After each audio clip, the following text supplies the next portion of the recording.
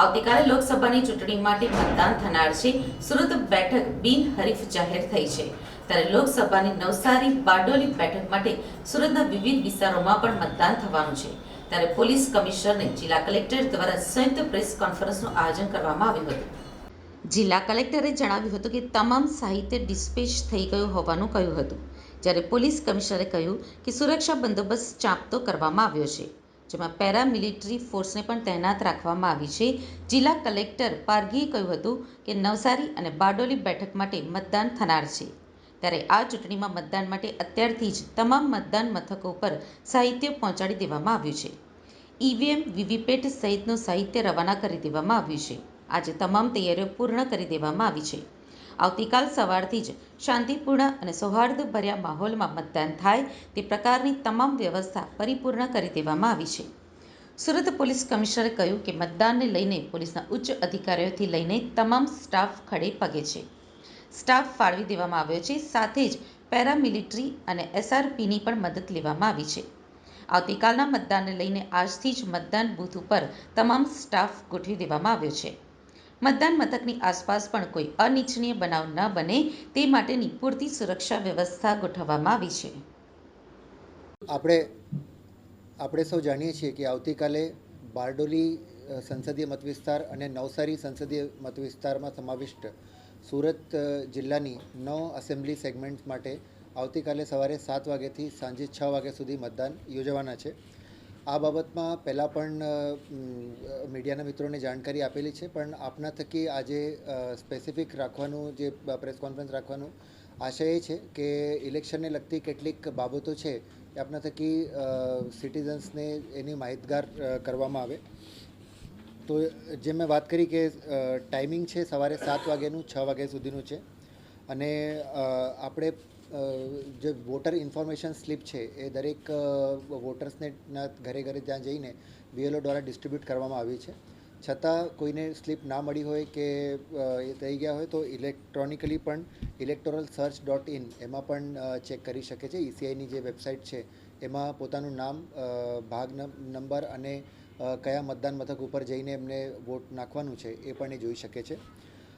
Vote નાખવા માટે election card કે ઇપિક કાર્ડ છે એ તો છે જ, પણ એની સાથે 12 વૈકલ્પિક પુરાવા જેમ કે Aadhaar card, driving licence, PAN card, MNREGA job card, bank passbook, smart card જે છે નેશનલ પોપ્યુલેશન રજિસ્ટર દ્વારા સ્માર્ટ કાર્ડ, પાસપોર્ટ, આ ટાઈપના જે 12 જેટલા ડોક્યુમેન્ટ્સ છે એ પણ માન્ય ડોક્યુમેન્ટ્સ છે.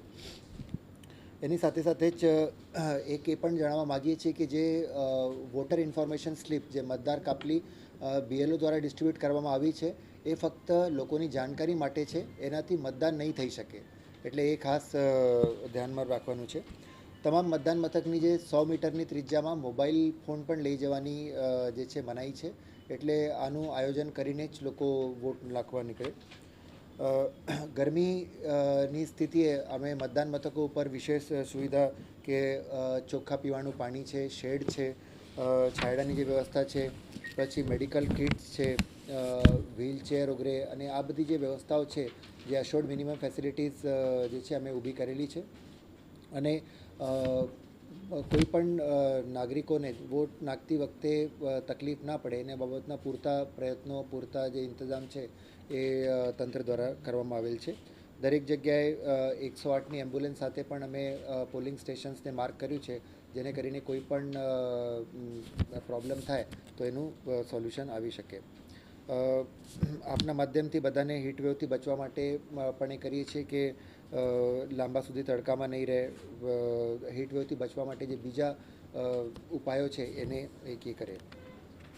આવતીકાલે લોકસભાના ચૂંટણીમાં નવસારી લોકસભા અને બારડોલી લોકસભાના વિધાનસભાના વિસ્તારો જો સુરત કમિશનરેટમાં આવે છે, એના માટે સંપૂર્ણ તૈયારીઓ કરી લેવામાં આવેલી છે. અને as per the guidelines of ECI તમામ જેટલા ડિપ્લોયમેન્ટ પોલીસના છે, પેરામિલિટરી ફોર્સીસના છે, આ કરી લેવામાં આવેલા છે. સેક્ટર પોલીસ મોબાઈલો અને બીજા અમારે QRT મોબાઈલો અને અલગ અલગ જો ક્રાઇમ બ્રાન્ચ, SOG અને PCBના મોબાઈલો જ્યાં જ્યાં અમારા જરૂરત મુજબના એરિયાઓ છે ત્યાં બધા ડિપ્લોયમેન્ટ કરી લેવામાં આવેલા છે. અને જ્યારથી ઇલેક્શનના જાહેરાત થઈ અને પછી આ દિવસ સુધી તક જેટલા બી એવા તથ્યો હતા જો નિષ્પક્ષ રીતે અને શાંતિપૂર્ણ ઢંગ સે ઇલેક્શનમાં બાધા ઉત્પન્ન કરી શકે તમામ લોકો ઉપર જો એ પ્રિવેન્ટિવ એક્શનના કાર્યવાહીઓ કરવામાં આવેલા છે અને અત્યારે પણ જો ઈવીએમ મશીનો ડિસ્પેચ થવાની કાર્યવાહી ચાલુ છે. ત્યાં પોલીસ તમામ જગ્યાએ બૂથો પર પહોંચી ગઈ છે અને આવતીકાલનો જે ચૂંટણી ખૂબ સરસ અને સારા માહોલમાં થાય એની માટે સંપૂર્ણ તૈયારી સુરત શહેર પોલીસે કરી લીધી છે. ટોટલ સ્ટાફ અમે સંખ્યા નહીં બતાવી શકીએ તો ગાઈડલાઇન્સ પ્રમાણે, પરંતુ એટલા છે કે જો પેરામિલિટરી ફોર્सेस એસઆરપી, પોલીસ, હોમગાર્ડ આ તમામ પ્રકારના જેટલા બી ઈસીઆઈના ગાઈડલાઇન્સ પ્રમાણે હોવા જોઈએ એના તમામ જો પૂરી વ્યવસ્થા કરી લેવામાં આવેલી છે. હું મદદનીશ મતદાર નોંધણી અધિકારી PRO રાહુલ ચૌધરી છું. આજે મતદાન મથક માટે ટુકડીઓ અત્યારે રવાના થઈ ગઈ છે. નિર્ધારિત કરેલ વાહનમાં ઈવીએમ તથા અન્ય ચૂંટણી સામગ્રી સાથે આવતીકાલના મતદાન અનુલક્ષી 251 મતદાન મથક માટે રવાના થઈ ગઈ છે અને નિર્ધારિત સમયમાં એપ્રોક્સિમેટ અડધા કલાકથી પહોંચી જશે. સિગ્નલ એલર્ટ કરેલું કઈ રીતનું?